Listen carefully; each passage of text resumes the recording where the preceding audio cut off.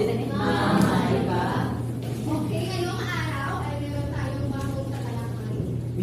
So ngayon, pero bago tayo dumako sa ating tatalakay, ay meron muna akong paganyang nagawin. Ito ay tinatawag na guessing word challenge.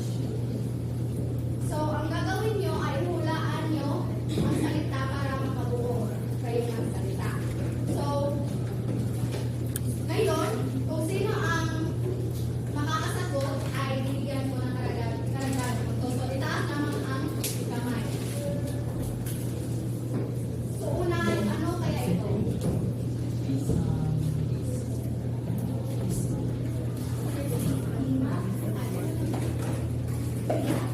Yes. Tama. So, ang sagot sa una ay kita. Pangalawa, ano kaya ito? Itaas ang kamay sa gustong sumagot. Okay, Ace? Okay, tama. Magaling si Ace. Ay, Konsu.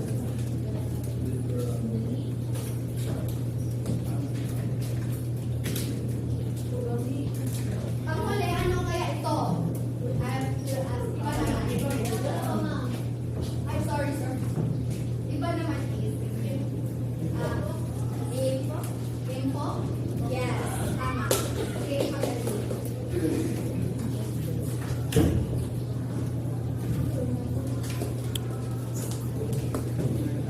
So, ngayon ay babasahin niyo muna ang ating mga layunin. Pagbasa niyo lahat, info. Okay. Okay. 1, 2, 3, go. Basahin lahat. Napaliwanag ang ugnayan ng kita, pagkonsumo at pag-iipon sa pambansang ekonomiya. Nakagawa ng isang paragraph na magpakita kung paano gagamitin o saan nilalaan ang kanilang kita. Maipapahaya ang malalangan ng matalinong pagkonsumo at pag-iipon bilang responsable mamamayan. So, base sa inyong binasa na mga layunin, ano kaya ang ating tatalakayin ngayong araw? Okay, tama si Maria. So, ang ating tatalakayin ngayong araw ay ugnayan ng kita sa pagkonsumo at pag-iipon. So, ngayon ay aalamin natin kung ano ang kita. So, ang kita ay halaga ng salapi na tinatanggap ng sambayanan o individual mga sa trabaho, negosyo at iba pang pinakita. Mas mataas na kita, mas mataas ang kakainang pumastos at mag-ipon. So, halimbawa, si Ma'am Pedro ay nakakatanggap ng sahod sa isang buwanan bilang isang mga gawa sa pabrika na 20,000. So, itong 20,000 ay ito ay tinatawag na kita. So, kung mas mataas na dito ang kita mo, so mas marami kang kakayang gumastos at mag-ipon. Ngayon naman ay ang pagkonsumo. So, ito ay ang paggamit ng mga produkto at serbisyo upang matugunan ang pangailangan at kagustuhan. Direkta itong naapektuhan ng kita. Mas mataas na kita, mas mataas na konsumo. So, halimbawa, ang budget na konsumo ni Mang Pedro ay 15,000. So, ito ang konsumo ni Mang Pedro para sa kanyang needs and wants.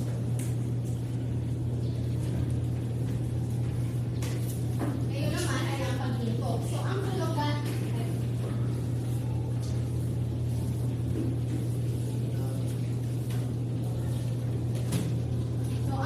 ng pag-ipon ay pag-ipon, pagtatabi, pagtitipid, pagsisinop na maaaring tumutukoy sa mga bagay na tulad ng salapi o ari-arian. So, ang kita ni Mang Pedro ay 20,000 at ang kanyang konsumo ay 50,000. So, ilan na lang natira sa kita? 5,000. So, ang 5,000 ni Mang Pedro ay mapupunta sa pag-ipon or pag-ipon. So, ngayon naman ay alamin natin kung ano ang ugnayan nila sa isa't isa. So, ang ugnayan ng kita ay pagkonsumo. Habang tumataas ang kita, tumataas din ang kakayanan ng tao sa pagkonsumo. So, kagaya ng sinabi ko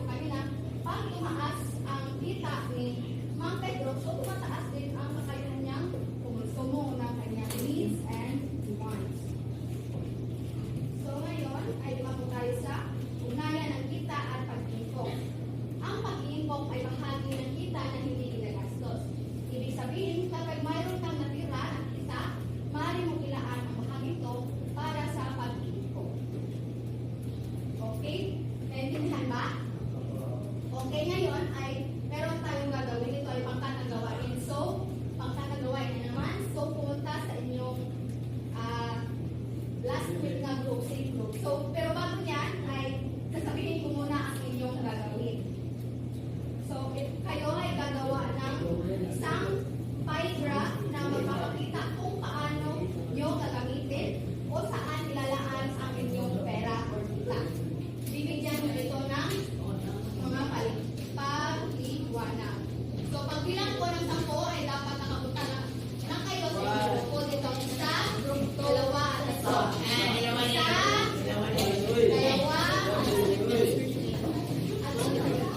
Kasi ganito siguro na.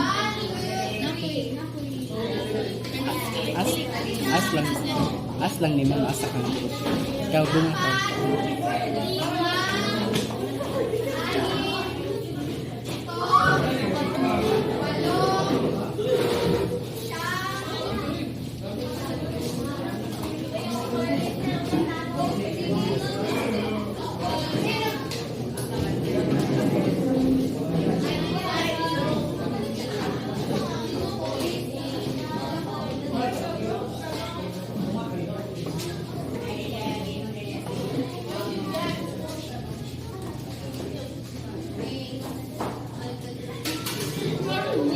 So, bibigyan ko lang kayo ng 5 minuto para mag-brainstorm. Pagkatapos ay iguguhit nyo, bibili kayo ng representative na iguguhit ang pie graph sa pizarra. So, ganito ang sitwasyon. Okay, makinig? So, dito ang sitwasyon. Ang ikaw ay bibigyan ng inyong mga magulang ng 6,000 bilang buwan ng allowance, monthly allowance sa pag-aaral. Gamit ang buwan ng allowance, ilan ang ilalagay mong porsyento sa bawat parte. Kailangan nakalagay ang pagkain, transportation, savings, puso kaya. So, ang to is wants.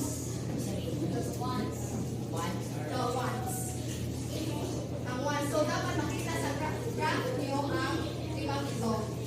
So, kayo bahala ilang porsyento ang ilalagay nyo sa bawat parte. So, ito ang halimbawa ng graph.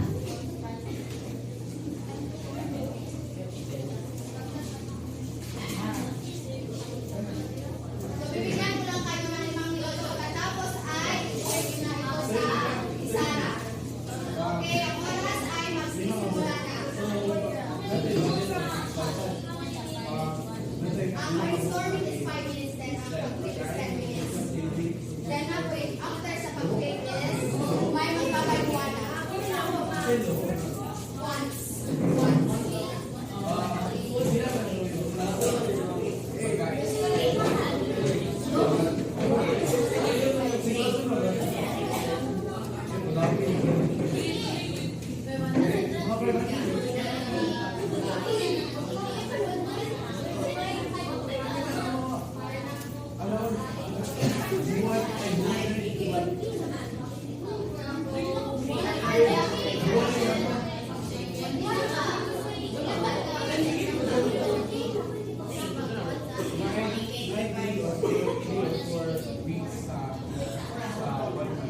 So 1 meal, okay. Instead of 1 meal, like 5 weeks.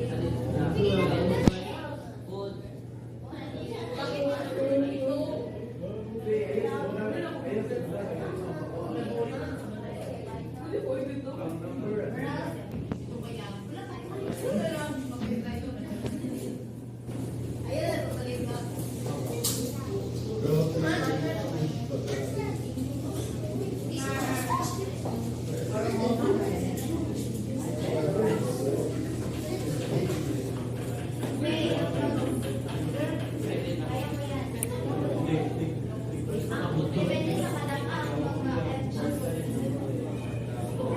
depende sa kadang-ang jacket na ko sa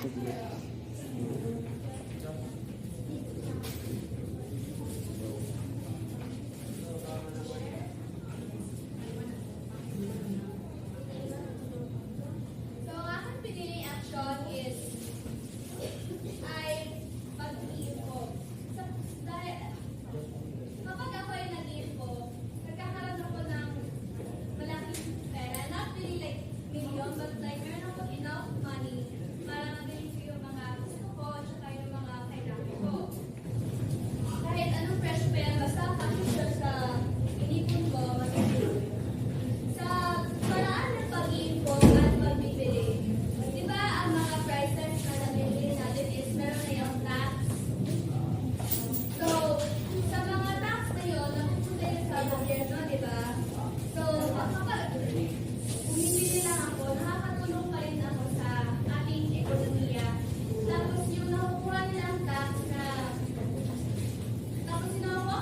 ng gobyerno is yun yung gagamitin nila para sa ikabubuti ng ating talent. Nagawa sila ng tulay or papatayo sila ng mga pabrika or mga buildings and other mga projects for the sake of our. Okay, talapakan natin si Marian. Ito pa ang mamahagi ng kanilang sagot.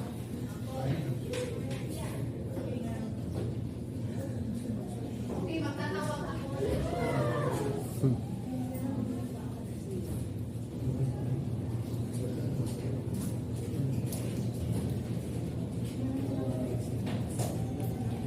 Pascual.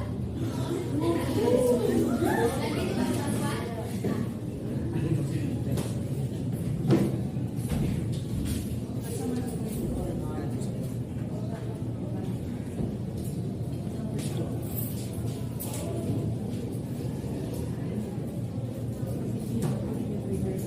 Ato lang. Okay, sige ma'am.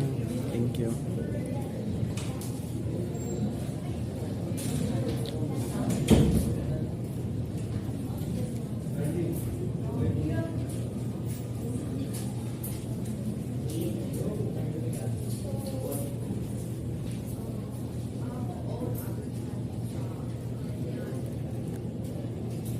How old understanding child is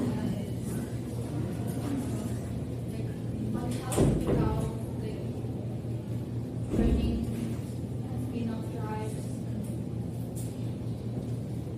Something na magkakaroon. Ang aking pamamaraan.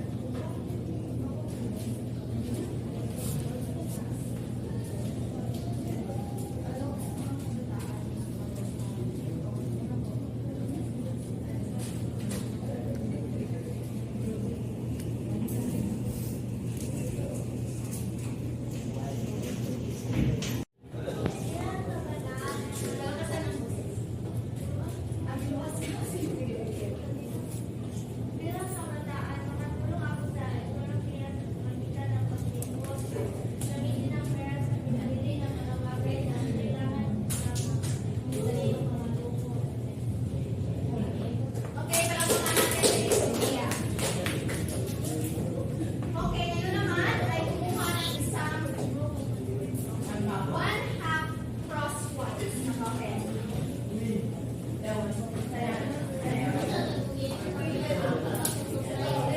So, isulat ang T kung ito ay tama at N naman kung ito ay mali. So, just write the letter. Just write the answer only.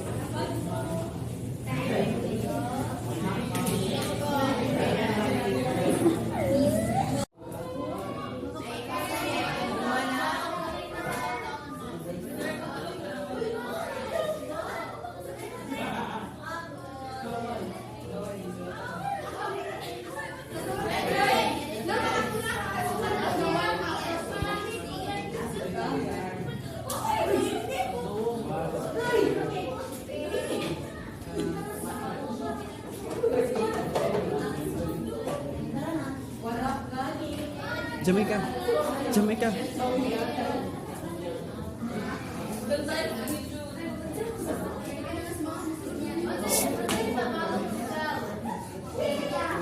Guys, paalam na po.